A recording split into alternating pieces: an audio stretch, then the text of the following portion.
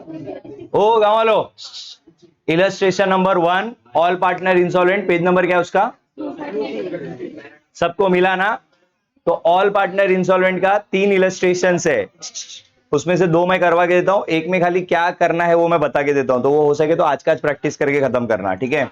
सबसे पहले इलस्ट्रेशन 1 देखो। अच्छा, एक मिनट में देखो, मुझे क्वेश्चन के बारे में पहले से पता है, इसके लिए मैं डायरेक्ट स्टार्ट करता हूं, बट तुमको पहले से पता नहीं होगा कि ये नॉर्मल सम है, वन पार्टनर है क्या ऑल पार्टनर है, तो इसके लिए तुमको एक बार क्वेश्चन रीड करना है। हाँ? तो यहाँ पे अगर तुम देखोगे assuming all partners are insolvent, ये लाइन को पढ़ने के बाद ही तुमको पता चलेगा कि भाई सारे के सारे पार्टनर इंसॉल्वेंट हो गए। तो अभी मैं क्या बोल रहा हूं ना वो ध्यान से सुनना। देखो, नॉर्मल सम और वन पार्टनर इंसॉल्वेंट में ना ज्यादा फर्क नहीं है, खाली वो कैपिटल को एडजस्ट करने का फर्क है, बाकी अकाउंटिंग पूरा क्या था, सेम टू सेम। तुमने देखा होगा मैंने पूरा सम नॉर्मली सॉल्व किया, खाली वो कैपिटल को एडजस्ट कैसे करने का वो मैंने सिखाया। लेकिन ऑल पार्टनर इंसॉल्वेंट में ना number of accounts he change हो जाता है, तो इसका अकाउंटिंग में भी थोड़ा बहुत फर्क हो जाता है, ठीक है? तो ध्यान से देखना। देखो क्वेश्चन क्या बोलता है, balance sheet of Rupali, Deepali, Mitali who share profit and losses in the ratio of 2:1। सीधा लास्ट में जाके देखो क्या बोलता है, prepare realisation account, partners capital account, bank account. Usually तुम इतने ही बनाते थे, ज्यादा पार्टनर्स लोन, लेकिन यहां पे देखो सन्ड्री क्रेडिटर्स, बैंक लोन और डेफिशिएंसी पूछा है। तो बेसिकली मैं क्या बताना चाहता हूं वो सुनो। रियलाइजेशन हमेशा बनता है, पार्टनर्स कैपिटल हमेशा बनता है, बैंक अकाउंट हमेशा बनता है, लेकिन इसके बाद के जो ये अकाउंट दिख रहे हैं ना, ये सिर्फ कब बनेंगे, when all partners are insolvent. कब बनाने का, when all partners are insolvent. तो बेसिकली किसका किसका अलग से अकाउंट बनेगा वो सुन लो। जितनी भी आउटसाइडर लाइबिलिटीज होगी, कौन सी liabilities? When I am saying outsider liability ना, उसका जरा मतलब समझ लेना। देखो कैपिटल जो है, कैपिटल बिलोंग्स टू पार्टनर, अरे हाँ के ना, तो ये आउटसाइडर नहीं है। लेकिन उसके बाद देखो सन्ड्री क्रेडिटर्स दिया है, ये जो क्रेडिटर होते हैं वो कौन है, घर वाले के बाहर वाले? भाई वो आउटसाइडर है, यस और नो? और उसके अलावा तुमने जो बैंक से लोन लेके रखा है वो भी तो आउटसाइडर का पैसा है ना। तो जितना भी आउटसाइडर लाइबिलिटी है उसका सेपरेट, देखो हर सम में जरूरी नहीं मेंशन करेगा कि क्रेडिटर बनाओ, बैंक लोन बनाओ, ये तुमको पता होना चाहिए। तुमको अगर यहां बोलता है नेसेसरी लेजर, तो भी तुमको ये बनाना पड़ता। तो फिर से याद कर लो, whenever all partners are insolvent, क्या बोला, वेनेवर ऑल पार्टनर्स, तो जो भी आउटसाइडर लाइबिलिटी रहेगी उसका एक सेपरेट अकाउंट बना लेना। तो क्रेडिटर का एक अकाउंट बनेगा, बैंक लोन का एक अकाउंट बनेगा। पहले बताओ ये समझा? और उसके अलावा एक और अकाउंट कौन सा बनेगा, डेफिशिएंसी। एक और अकाउंट कौन सा बनेगा, डेफिशिएंसी। पहले मेरे को बताओ नंबर ऑफ अकाउंट्स क्लियर है? ठीक है, अब चलो फटाफट ओपनिंग बैलेंस से स्टार्ट करते हैं। पहले जो जो अकाउंट है सबका ओपनिंग बैलेंस लिख लेंगे। कैपिटल का बैलेंस देखो कितना है, 60, और कोई कॉपी नहीं करेगा कुछ नहीं। हाँ भाई, हो खाली समझने पे ध्यान देना ये वाले सब में। अभी खाली कॉपी करने का तुम्हारा मकसद नहीं है, समझने का मेन चीज है। ओ भाई इधर सबसे पहले कैपिटल का बैलेंस क्रेडिट में आएगा भाई, बैलेंस ब्रॉट डाउन कितना, 60 और 40। कोई दिक्कत है इसमें? ठीक है दीदी, बोलो कुछ डाउट है पूछो फटक से, जल्दी जल्दी जल्दी। दीदी वही मैंने बोला, जब भी ऑल पार्टनर इंसॉल्वेंसी वाला सम रहेगा ना, तो ये जितने भी आउटसाइडर लाइबिलिटी है, क्रेडिटर और बैंक लोन, सबका लाइबिलिटी का अलग अकाउंट बनाना पड़ेगा, और साथ ही साथ एक और एक्स्ट्रा अकाउंट बनाना पड़ेगा, डेफिशिएंसी। ये बाकी सब सम में नहीं करना, सिर्फ जब सारे पार्टनर इंसॉल्वेंट होंगे तब करना है ऐसा। ठीक है चलो आगे सुनो।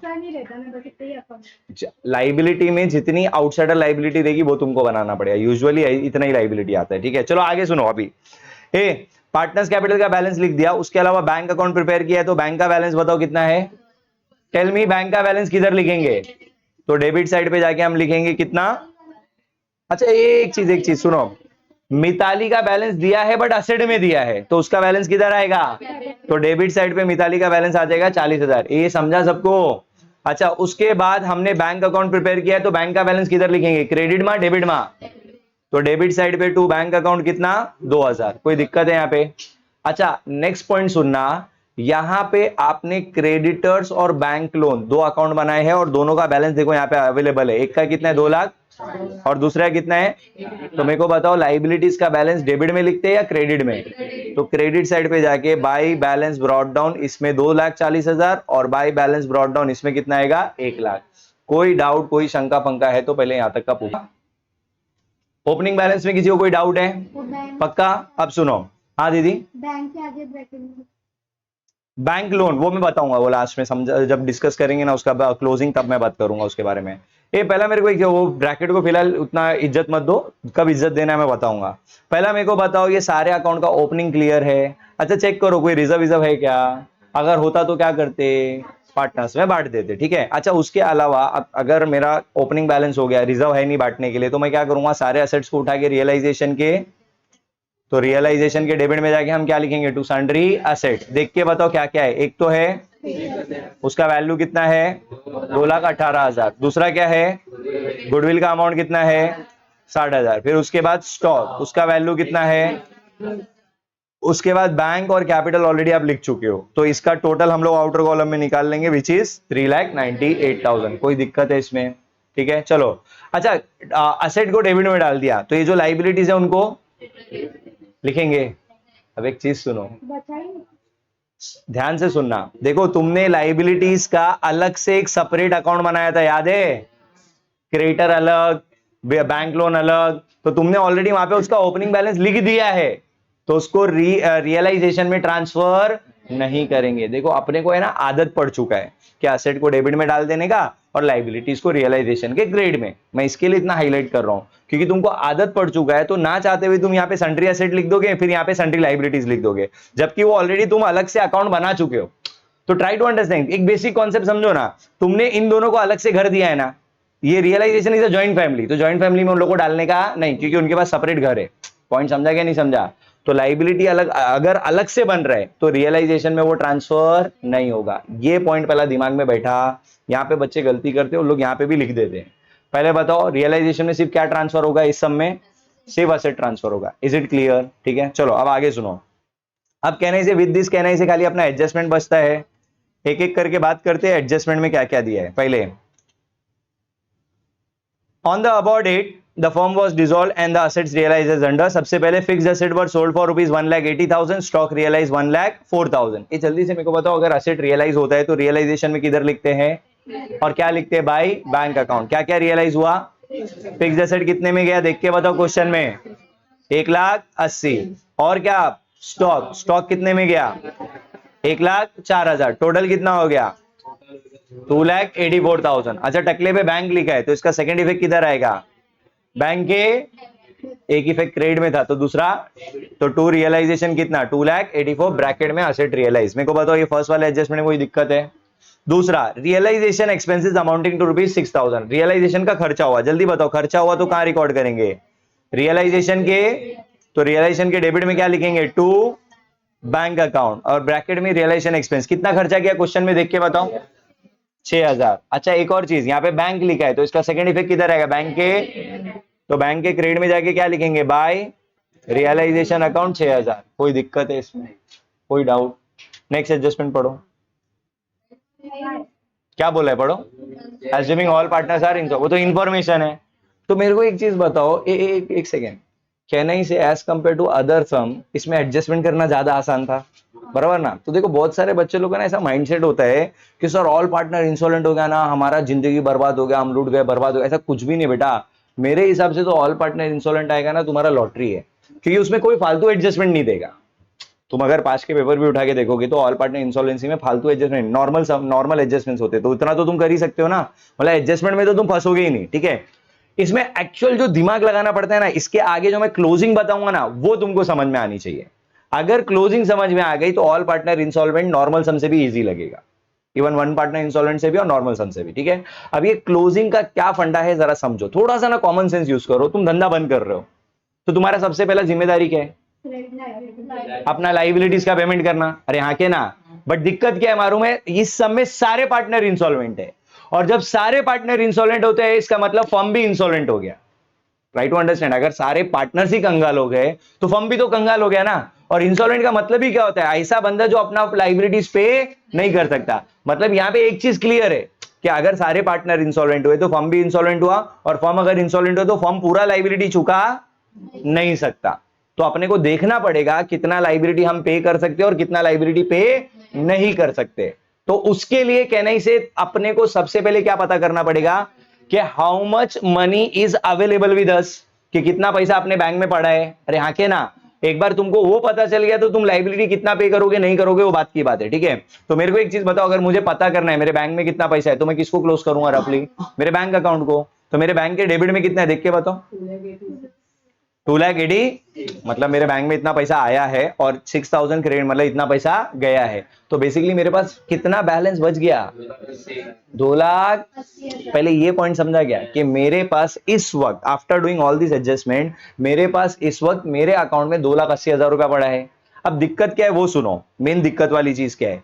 मेरा क्रेडिटर कितना है, मेरा बैंक लोन कितना है, 1,00,000। टोटल लाइबिलिटी कितना हो गया?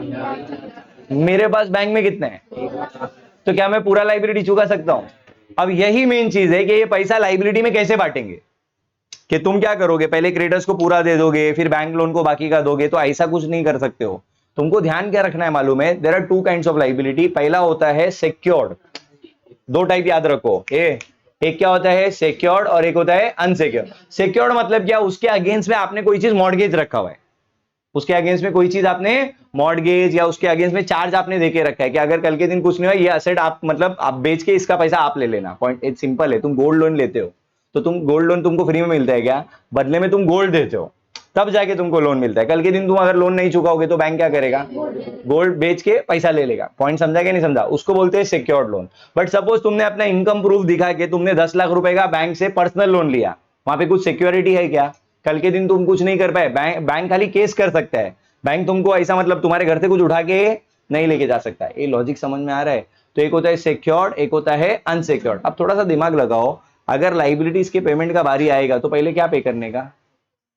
ऑब्वियसली पहले तुमको सिक्योर्ड वाला पे करना पड़ेगा, फिर जो पैसा बचेगा वो अनसिक्योर्ड को मिलेगा। समझा क्या नहीं समझा? तो मेरे को एक चीज बताओ, मेरे पास कितना अवेलेबल है, जल्दी बोलना।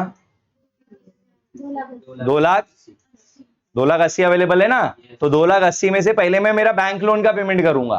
पहले किसका पेमेंट करूंगा? अच्छा मैं पहले बैंक लोन का पेमेंट क्यों कर रहा हूं, जरा फिर से बोलना। बिकॉज वो सिक्योर्ड है। और वो क्यों सिक्योर्ड है? वो ब्रैकेट में बोला था ना मजाक है, अब उसको मजाक को जरा सीरियसली पढ़ लो। With a charge on stock मतलब it is a secured loan. ये समझा क्या? तो इसके लिए मैं बैंक लोन का पहला फुल पे कर रहा हूं, ठीक है? तो मेरा 2,80,000 में से बैंक लोन में 1,00,000 चला गया तो बचा कितना? बोलो बोलो बोलो। वो 1,80,000 किसको दूंगा मैं? एक मिनट, ये बाइफरकेशन समझ में आया क्या? कि मैंने बैंक बैलेंस को मेरे लाइबिलिटी में कैसे डिस्ट्रीब्यूट किया, ये समझा तो बस काम आसान हो गया। कोई दिक्कत है इसमें अभी भी? दीदी वापस से सुन लो, आपके पास बैंक में कितना बैलेंस है, ठीक है? आपका लोन कितना है? 1,00,000 है और वो सिक्योर्ड लोन है। क्या है? तो आपको 2,80,000 में से पहले उसका पेमेंट करना पड़ेगा। तो मेरे को बताओ 2,80,000 में से अगर मैं बैंक लोन का 1,00,000 रुपया दे दूं तो मेरे पास बचा कितना? वो किसको जाएगा? जो दूसरी लाइबिलिटी है। तो दूसरी लाइबिलिटी कौन है? क्रेडिटर। अब समझा कैसे बांटा मैंने? ठीक है। अच्छा अब आगे सुनो, इसका इंट्रीज कैसे दिखाएंगे। मुझे सिंपल सा एक कॉन्सेप्ट का जवाब देना बच्चा। क्रेडिटर्स और जो तुम्हारा बैंक लोन है it's a liability, it was showing credit balance. अभी अपन इसको पेमेंट कर रहे हैं तो किधर दिखाएंगे? तो पहले मैं इधर दिखा देता हूं, बैंक लोन के डेबिट में टू बैंक अकाउंट। इसको कितना पे कर रहे हैं? ये समझा, 1,00,000 क्यों पे किया, ठीक है? अच्छा इसका सेकंड इफेक्ट किधर आएगा? बैंक के बाय बैंक लोन कितना पे किया? 1,00,000। सेम वे में हम लोग अपना जो क्रेडिटर्स है उसको भी क्लोज करेंगे। 2,40,000 के बदले हमने पेमेंट कितना किया? अच्छा पहले क्रेडिट में था, ये पेमेंट करेंगे तो डेबिट में डालेंगे ना, टू बैंक कितना पे किया? 1,80,000। एंड टेल मी, यहाँ बैंक लिखा तो इसका सेकंड इफेक्ट बैंक के 1,80,000। कोई डाउट है इसमें? और जैसे ही तुम ये पेमेंट करोगे ना तुम्हारा बैंक अकाउंट टैली हो जाएगा, क्योंकि जितना पैसा बचा था वो तो तुमने लाइबिलिटीज को दे दिया ना, तो अब तुम्हारे पास कुछ भी बैंक में पैसा बचने वाला। तो पहले मेरे को बताओ ये बैंक बैलेंस को लाइबिलिटीज में कैसे बांटना है, ये समझा? यही सबसे इंपॉर्टेंट कॉन्सेप्ट था इसका। बाकी इसके बाद क्या होगा ध्यान से देख लो फटाफट। देखो अब जो लाइबिलिटीज बच गया, जैसे कि क्रेडिटर पहले 2,40,000 था, मैंने पे कितना किया? 1,80,000। बचा कितना? 60,000 बच गया ना। अब मेरे को बताओ, अब ये जो 60,000 है क्या हम पे कर सकते हैं? भाई सब लोग कंगाल हो चुके हैं, जो पैसा था सब बांट दिया, तो अब तो ये पे नहीं कर। क्यों नहीं पे कर सकते? क्योंकि हमारा कड़की चल रहा है। भाई इंसॉल्वेंसी में वही हो गया ना, हमारे पास पैसे का कमी है। तो लाइबिलिटी में जो भी बैलेंस बच जाएगा ना उसको डेफिशिएंसी में ट्रांसफर कर देने का। कहां ट्रांसफर कर देने का? डेफिशिएंसी का मतलब ही वही होता है ना, कड़की, कमी चल रहा है, ठीक है? तो मुझे एक चीज बताओ, यहाँ तुमने डेफिशिएंसी लिखा तो इसका सेकंड इफेक्ट किधर आएगा? डेफिशिएंसी के, तो यहाँ लिखेंगे बाय क्रेडिटर 60,000। कोई दिक्कत है? वैसे ही तुम्हारा बैंक लोन तो कहना ही से ये तो पूरा पेमेंट हो गया, ये टैली हो गया, इसका कोई दिक्कत नहीं है। मेरे को बताओ बैंक का अमाउंट जो बचा उसको लाइबिलिटीज में कैसे बांटा, ये समझा? और लाइबिलिटीज को क्लोज करके डेफिशिएंसी में डालना है, ये समझा? अब बाकी नॉर्मल रियलाइजेशन क्लोज करो, प्रॉफिट लॉस निकाल लो, जो हम लोग करते हैं। विच side is greater? Obviously debit is greater, कितना होता है 4,04,000, यहाँ पे 2,84,000 है, बचेगा कितना 1,20,000। ये प्रॉफिट है कि लॉस है? तो ये लॉस किस में बांटोगे? तीनों पार्टनर में ना, रूपाली, दीपाली एंड मिताली। रेशो क्या था? तो 48, 48 एंड 24। भाई ये सब में अभी मैं टाइम वेस्ट नहीं कर रहा, ये समझता है ना अभी रेशो रेशो बांटना। तो मेरे को एक चीज बताओ, ये जो लॉस है ये कैपिटल में किधर जाएगा? तो कैपिटल के डेबिट में जाके हम लिखेंगे टू रियलाइजेशन, कितना कितना, रूपाली के कॉलम में 48, 48 एंड 24। कोई दिक्कत है? अब पार्टनर को 1 बाय 1 क्लोज करना। अब पार्टनर का बैलेंस इधर भी आ सकता है, उधर भी, कहीं पे भी आ सकता है, डेबिट क्रेडिट कहीं पे भी, उससे दिक्कत नहीं है। पहले बैलेंस निकाल लो। रूपाली का डेबिट में कितना है, क्रेडिट में कितना है, कौन सा ज्यादा है? 60 ज्यादा है ना। 60 में से 48 गया तो बचा कितना? अच्छा, बैलेंस डेबिट में क्यों लिखा, ये समझता है ना? बैलेंस हमेशा, बैलेंस हमेशा। उसके बाद दीपाली डेबिट में 48 है, क्रेडिट में 40 है, तो विच इज ग्रेटर? तो 48 दोनों बाजू लिख देंगे, और 48 में से 40 गया, बचा कितना? समझ में आया? तीसरा, यहाँ पे कितना है 60, और यहाँ पे कुछ नहीं है, तो बैलेंस किधर आएगा? ये बैलेंस इधर क्यों आया, ये समझा? अब सुनो सुनो सुनो सुनो सुनो, अब यहाँ पे एक और नया पॉइंट बताता हूं। नॉर्मल क्वेश्चन होता तो जो कैपिटल का जो बैलेंस बचता है ना, उसको हम बैंक में ट्रांसफर करते, बट इस समय बैंक में डाल सकते हो क्या? अरे तुम्हारा बैंक ऑलरेडी क्लोज हो चुका है, मैंने इसीलिए पहले ही उसको क्लोज कर दिया, तो गलती से भी ये बैंक में नहीं जाएगा। तो याद क्या रखो कि कैपिटल में जो बैलेंस बच जाएगा उसको भी डेफिशिएंसी में डालेंगे। उसको भी कहां डालेंगे? तो मेरे को बताओ, कैपिटल का ये जो 12,000 बचा है ये भी किधर जाएगा? डेफिशिएंसी। और ये जो 8 और 64 बचा है इसको भी किधर डालेंगे? लेकिन जब तुम ट्रांसफर करोगे तो सेम साइड या अपोजिट साइड? तो ये 12,000 डेबिट में, तो ये किधर जाएगा? समझा ना? और ये 8 और 64 क्रेडिट में, तो ये किधर जाएगा? और पार्टनर वाइज नाम लिखना, हाँ, दीपाली एंड मिताली कितना 64। एंड फाइनली इसके बाद जो तुम्हारा डेफिशिएंसी अकाउंट है ना, वो टैली हो जाएगा 72,000 पे। मेरे को बताओ ये वाला पॉइंट समझ में आया कि नहीं आया? कोई डाउट है इसमें? कोई दिक्कत है? But again I would suggest practice खुद से करना है इसका, इसको कॉपी मत करो, क्योंकि ऑलरेडी मैंने लिखवा के भी दिया हुआ है। तो इसको है ना, चाहिए ना, आज ही बैठ के वापस से खुद से करो। मैं एक और सम तुमको करवा के देता हूँ, ठीक है? अच्छा, इसके अलावा जो इसका नेक्स्ट वाला क्वेश्चन है ना, जरा वो निकालो ना जल्दी से। वो मैं सॉल्व नहीं करूंगा, वो तुम लोग खुद कर सकते हो, खाली उसमें एक ही पॉइंट मुझे बताना है।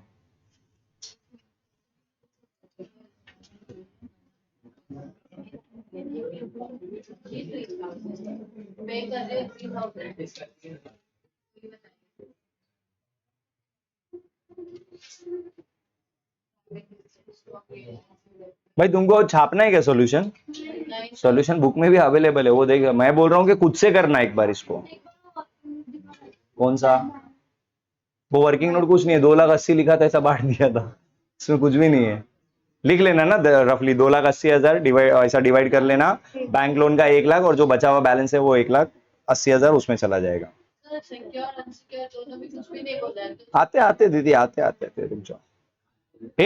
अब इधर सुनो, क्वेश्चन नंबर 2 में सिर्फ क्या पॉइंट बता रहा हूं। ये क्वेश्चन उससे भी इजी है, लेकिन इसमें खाली एक पॉइंट का ध्यान रखना।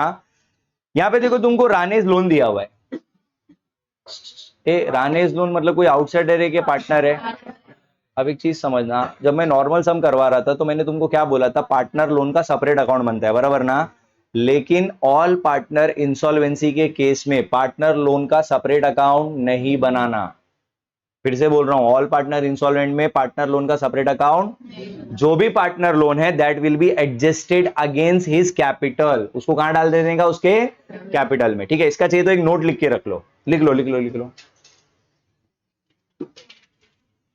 In case of all partners insolvent, in case of all partners insolvent, in case of all partners insolvent, all partner insolvent, partners loan will be transferred to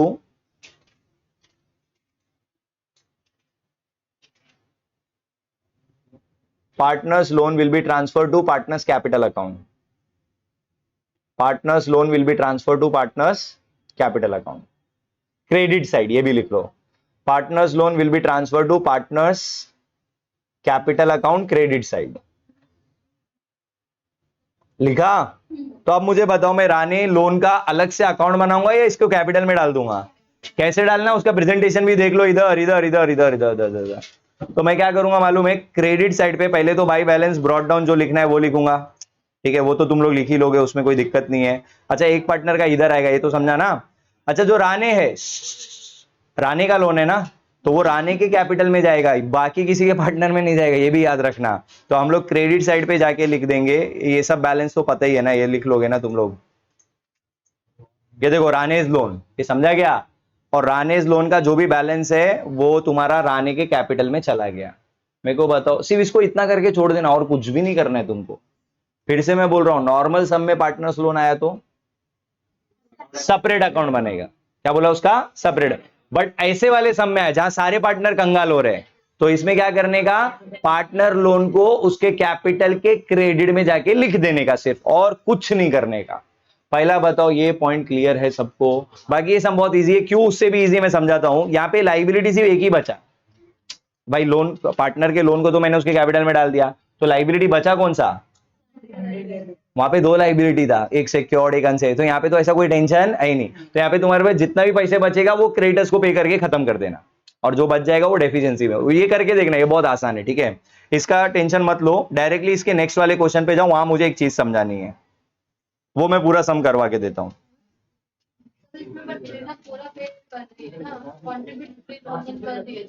हाँ, तो ये सब में वो भी कवर करवाता हूँ ना, कॉन्ट्रीब्यूशन।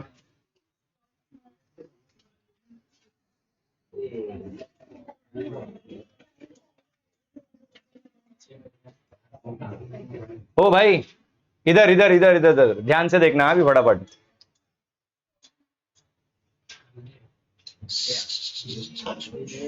स्टार्ट करूं मैं? इस क्वेश्चन को ध्यान से समझना। Dinesh, Mangesh and Ramesh are partner sharing profit and loss in the ratio of 2:2:1।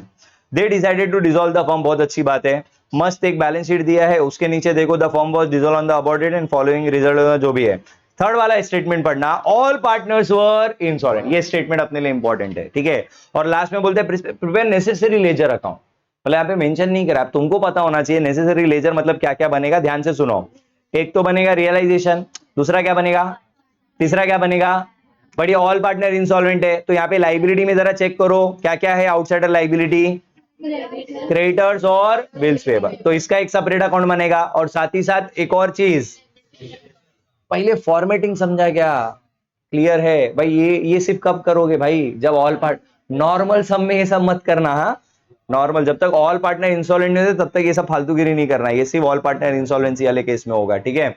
चलो स्टार्ट करते हैं अभी फटाफट बैलेंस लिखने का। तो मेरे को बताओ कैपिटल का बैलेंस कितना है? 26, 22 और 18। किधर लिखेंगे, डेबिट या क्रेडिट? तो क्रेडिट साइड पे जाके बाई बैलेंस ब्रॉट डाउन 26, 22 और 18। उसके बाद बैंक अकाउंट का बैलेंस चेक करके बताओ बुक में कितना दिया है, जल्दी जल्दी सब लोग ढूंढेंगे। और बैंक का बैलेंस किधर लिखेंगे? ये तुम लोग है ना अपने टेक्स्ट बुक में क्वेश्चन में जो फिगर पूछूंगा वहां से ढूंढ के बताओ, यहाँ पे देखने का कोशिश भी मत करो। बैंक का बैलेंस लिखा? अच्छा, उसके बाद क्रेडिटर का बैलेंस देखो ना कितना है, एंड टेल मी क्रेडिटर का बैलेंस किधर लिखेंगे? सो बाय बैलेंस ब्रॉट डाउन 80,000। अच्छा, उसके बाद बिल्स पेबल कितना है, उसका बैलेंस किधर आएगा?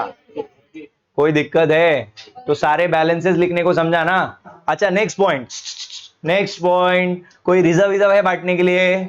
नहीं है ना, तो डायरेक्टली अभी हमको क्या करना है, असेट्स को उठा के रियलाइजेशन के, बोलो यार, तो रियलाइजेशन के डेबिट में जाके हम लिखेंगे टू सन्ड्री असेट। अब अपने बुक में देख के बताओ फटाफट कौन कौन सा असेट है।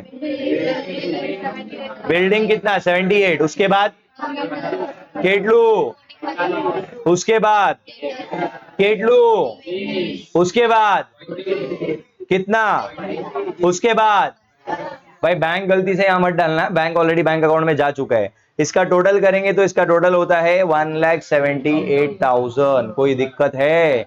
अच्छा सुनो ना, सुनो ना, असेट्स को उठा के डेबिट में डाल दिया, लाइबिलिटीज को उठा के डालना है क्या क्रेडिट में? ये वाले सब में नहीं, क्योंकि लाइबिलिटीज अलग से अकाउंट में लिख चुके हैं, तो उसको यहां पे ट्रांसफर नहीं करेंगे। अब एडजस्टमेंट्स पे आ जाओ। The assets were realized as building 40, computer 30 and debtors 10। ये asset अगर realize हुआ तो realization में किधर लिखते हैं?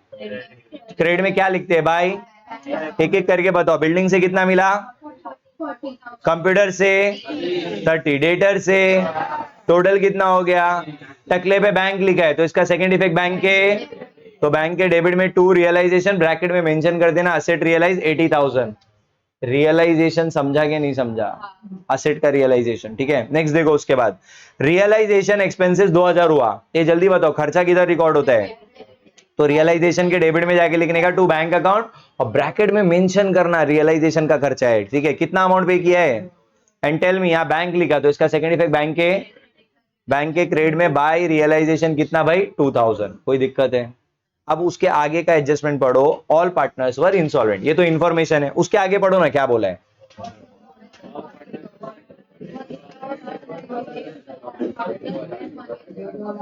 इसका मतलब क्या है वो समझो रे। सारे लोग कंगाल हो गए लेकिन दो पार्टनर से रिकवरी हुआ, एक तो दिनेश से और एक तो मंगेश से, और 2-2 हजार दोनों से मिला। तो भाई भले ही कंगाल हो गए बट रिकवर हो रहा है ना, जितना रिकवर हो रहा है वो तो रिकॉर्ड कर लो। जल्दी बताओ, Lakshu comes in Lakshu goes out. Firm के पॉइंट ऑफ व्यू से लक्षु कम्स इन, और पैसा आ रहा है तो बैंक में दिखाएंगे ना, क्रेडिट में क्या डेबिट में? तो डेबिट साइड पे 2 दिनेश, दिनेश से कितना मिला? फिर 2 मंगेश कैपिटल, मंगेश से कितना मिला? 2000। ये समझा क्या? और यहाँ पे तुमने पार्टनर्स का नाम लिखा है तो सेकंड इफेक्ट पार्टनर्स में आएगा। एक इफेक्ट डेबिट में तो दूसरा, तो यहाँ पे जाके हम लिखेंगे बाय बैंक अकाउंट, दिनेश के कॉलम में 2 और मंगेश के कॉलम में रमेश से कुछ रिकवर नहीं हुआ, तो वहां पे एक डैश डाल देना। 1 मिनट, पहला बताओ रिकवरी का एंट्री समझा? यही रिकवरी, वहां पे भी वैसे ही है, ठीक है। 1 मिनट, इसके अलावा कोई और एडजस्टमेंट है? मैंने थोड़ी देर पहले बोला ना, इसमें कोई फालतू एडजस्टमेंट नहीं आएगा, ये बहुत आसान रहता है इसका एडजस्टमेंट सॉल्व करना। अगेन दिमाग किधर लगाना है? क्लोजिंग में, ठीक है। फिर से स्टेप नंबर 1 मैंने क्या बोला था? First we will close what? Bank account. जल्दी से मेरे को बताओ, बैंक अकाउंट जब तुम क्लोज करोगे डेबिट में कितना दिख रहा है? 90, क्रेडिट में कितना है? तो बचा कितना? तो देखो डेबिट में 92 है, क्रेडिट में 2 है, बचा कितना? 90। पहले बताओ इतना समझा? अब यहाँ पे दिक्कत क्या है वो सुनो। ए सब लोग का ध्यान इधर पे। यहाँ पे अपने पास बचा 90,000 है बैंक में, लेकिन अपना लाइबिलिटी देखो, एक है 80 और एक है 40, टोटल कितना हो गया? 80 और 40 एक 20 होता है, समझता है ना? हाँ। अब एक सवाल का जवाब दो, तुम्हारे हाथ में 90,000 रुपया है बट तुमको पे करना 1,20,000 है, तो पूरा तो पे नहीं कर सकते। तो अगेन सवाल ये उठता है पहले किसको देंगे? तो अगेन मैंने क्या बोला था, सिक्योर्ड रहेगा तो सिक्योर्ड वाले को पहले और अनसिक्योर्ड को बाद में। इस क्वेश्चन में देखो यहाँ पे सिक्योर्ड अनसिक्योर्ड कुछ बोला ही नहीं है, देख लो बोला है क्या? तो अगर कुछ नहीं बोला है मतलब दोनों सेम कैटेगरी वाला है, अनसिक्योर्ड है। और जब दोनों सेम कैटेगरी वाला है तो तुम एक को पूरा एक को पार्शियल पेमेंट नहीं कर सकते। एक को पूरा दे दिया एक को आधा दिया तो गलत हो जाएगा ना, वो बेचारा डिप्रेशन में चला जाएगा। हाँ क्या ना? नहीं, आधा था नहीं। अब इसमें तुमको क्या करना पड़ेगा, जब दोनों सेम कैटेगरी का है ना तो दोनों लाइबिलिटी का आपस का रेशो निकाल लेने का। दोनों लाइबिलिटीज का क्या निकाल लेने का? रेशो। तो मेरे को बताओ क्रेडिटर्स कितना है, बिल्स पेबल कितना है, तो इनका अगर मैं रेशो निकालू तो 8, ये समझा ना? 80,000 40,000 सिंप्लीफाई करेंगे तो 2:2। तो मैं क्या करूंगा मालूम है? मेरे पास बैंक में कितना अवेलेबल है, उस 90,000 को मैं 2:1 के रेशो में बांट दूंगा। अब समझा ये सम क्यों उठाया था? देखो पिछला जो सम मैंने करवाया वहां पे क्या था? सिक्योर्ड और, तो सिक्योर्ड वाले को पहले देने का, जो अनसिक्योर्ड है उसको बाद में देने का, ये समझा? अब ये वाले सम में मैंने क्या बताया? सबका कैटेगरी सेम है, दोनों लाइबिलिटी सेम कैटेगरी का है, तो क्या करने का? लाइबिलिटीज का रेशो निकाल लेने का और उस रेशो में तुम्हारा जो भी बैंक बैलेंस है उसको बांट देने का। अब मेरे को बताओ मेरे बैंक में कितना है? 90,000 है ना? तो ये 90,000 को अगर मैं 2:1 में बांटू तो एक को कितना मिलेगा? क्रेडिटर को मिलेगा 60 और बिल्स पेबल को, ये मेन है। ये जो पैच दिख रहा है ना तुमको, ये वर्किंग नोट, ये इंपॉर्टेंट है। ये समझ गया, बाकी का कर लोगे तुम। ये समझा कि नहीं समझा पहले ये बताओ। पूरा कैलकुलेशन समझ में आया? अब इसका आगे एंट्री देख लो। लाइबिलिटी पहले क्रेडिट में था, अभी हम पेमेंट करेंगे तो क्रेडिटर्स को कितना पे करने वाले हम लोग, समझा ना? और इसको कितना पे करने वाले हैं? एंड टेल मी, दोनों जगह तुमने बैंक लिखा है तो सेकंड इफेक्ट बैंक के by creditors 60 and by bills payable कितना? 30। एंड इसी के साथ तुम्हारा जो बैंक अकाउंट है वो क्या हो जाना चाहिए? फिटूस हो जाएगा ना, जितना था तुमने पे कर दिया। ये समझा क्या नहीं समझा? अच्छा अब जल्दी से बताओ, जो क्रेडिटर्स है 80 था, तुमने पे कितना किया? बचा कितना? क्या वो 20,000 पे कर सकते हो? तो वो किधर जाएगा? अब लाइबिलिटी में जो बच जाएगा उसको डेफिशिएंसी में डाल देना, सेम साइड अपोजिट साइड। तो यहाँ पे डेफिशिएंसी है क्रेडिट में बाय क्रेडिटर्स अकाउंट 20,000। वैसे ही बिल्स पेबल यहाँ पे कितना है? यहाँ पे कितना है? बचेगा कितना? तो ये 10,000 भी किधर जाएगा? डेफिशिएंसी में किधर, सेम साइड अपोजिट साइड, तो यहाँ पे बाय बिल्स पेएबल, समझला नहीं समझला? अब जल्दी से रियलाइजेशन नॉर्मल प्रॉफिट लॉस निकाल के कैपिटल में डालना होगा, जल्दी बताओ which side is greater? Realisation का डेबिट इज ग्रेटर ना, तो 1,80,000 में से 80 गया, बचा कितना? ये जो प्रॉफिट है कि लॉस है, ये किस में बटेगा? कितना कितना था दिनेश, मंगेश और रेशो क्या था? 2:1 था ना, तो 40 40 और 20, समझ लो। एंड टेल मी ये कैपिटल में किधर ट्रांसफर होगा? तो डेबिट साइड पे जाके लिखेंगे टू रियलाइजेशन अकाउंट 40 40 और 20। कोई दिक्कत है? अब 1 बाय 1 पार्टनर को क्लोज करो। दिनेश का डेबिट में 40 है, क्रेडिट में कितना दिख रहा है? 40 में से 28 गया, बचा कितना? 12 बच गया ना, ठीक है। इधर 40 है, इधर 24 है, तो अगेन 40 बढ़ा है ना, 40 में से 24 गया, बचा कितना? 16,000 ना, 20,000, और यहाँ पे 18 है, तो दोनों बाजू पहले 20 लिख देना, और 20 में से 18 गया तो बचा कितना? 2।